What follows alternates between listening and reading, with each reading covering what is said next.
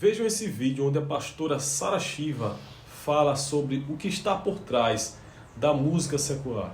Ela vai revelar algo que você nunca viu. Assiste esse vídeo aí. Um show numa casa noturna no Rio de Janeiro, e eu me lembro que no meio do show eu estava dançando com os meus bailarinos e tal, e com as minhas irmãs e tal. E de repente minha visão abriu em cima do palco e foi horrível. Quando eu olhei aqueles dois rapazes, eles dançavam, estavam se divertindo. Eu tive uma experiência de ver o mundo espiritual. E eu vi dentro deles. Foi uma segunda vez que eu tive uma visão de ver o diabo dentro da pessoa. E eu fui orar. E eu me lembro que eu chorei muito. Eu me prostrei, chorei muito. Eu falei, Jesus, por que o Senhor deixou o diabo me afrontar no meu trabalho? E eu ouvi a voz de Deus. Assim como poucas vezes a gente escuta na vida, eu ouvi ele dizer, a sua música é para mim? Esse show é para mim? Eu quero mostrar para vocês aonde está na Bíblia a prova de que existe música no inferno.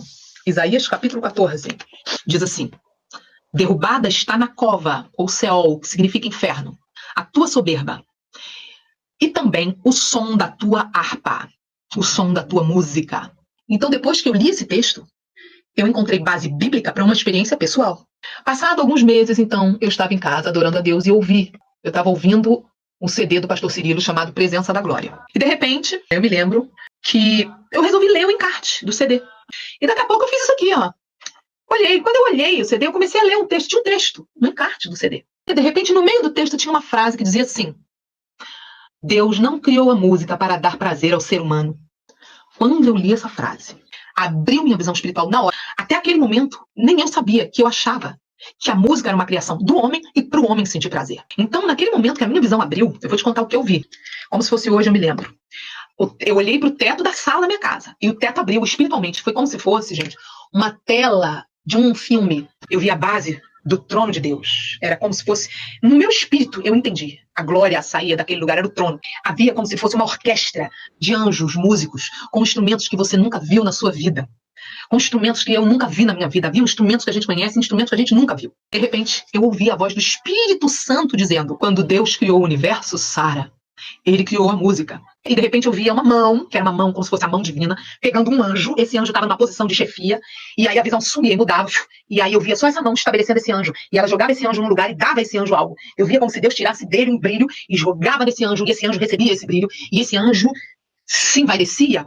Esse brilho era o poder de inspirar melodias. E esse anjo, ele tinha uma posição de reger a orquestra. Ele era como se fosse o maestro da orquestra.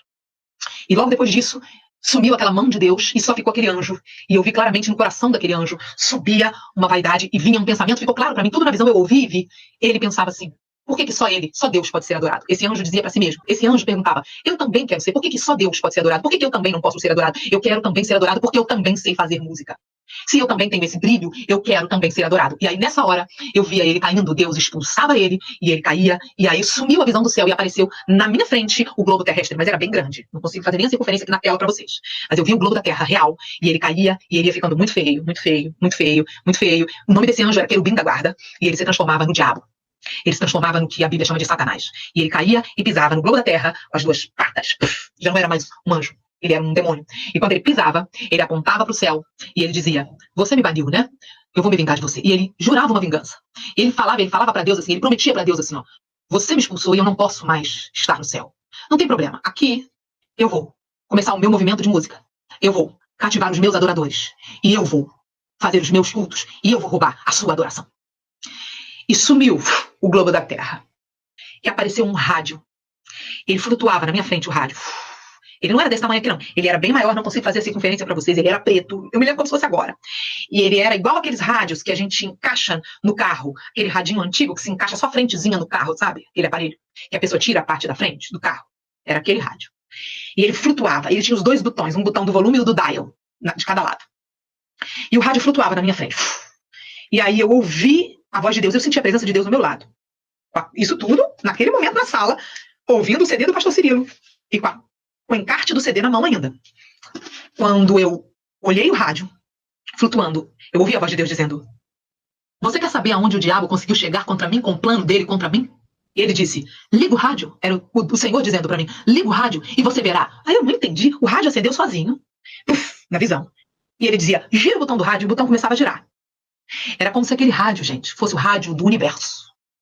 E o rádio começava a... e passava todo o dial de todas as rádios da Terra. E no meu espírito eu começava a discernir. E ele dizia, conta, Sara, conta quantas rádios de música minha. Tinham bastante rádios de música de Deus. Bastante, bastante. E acabava o dial. E aí ele dizia, agora, gira o botão de volta e conta quantas rádios de música do mundo tem. Gente. Aí o negócio ficou bravo. Porque na medida que o botão começou a girar, eram milhares de rádios de música do mundo. Era muito maior, muito mais poderoso, muito mais forte. Existia muito mais música do mundo do que música de Deus. Era um império de um poderio, de uma coisa tão gigantesca, dominante na Terra. E eu comecei a chorar muito. Porque eu comecei a entender o que ele queria me dizer. E quando acabou, ele virou pra mim e me perguntou como foi que ele conseguiu isso, Sara? E eu não sabia dizer. Eu era uma cantora de música do mundo. Até aquele momento. E ele me disse, o próprio Deus me disse, porque vocês ouvem, Sara.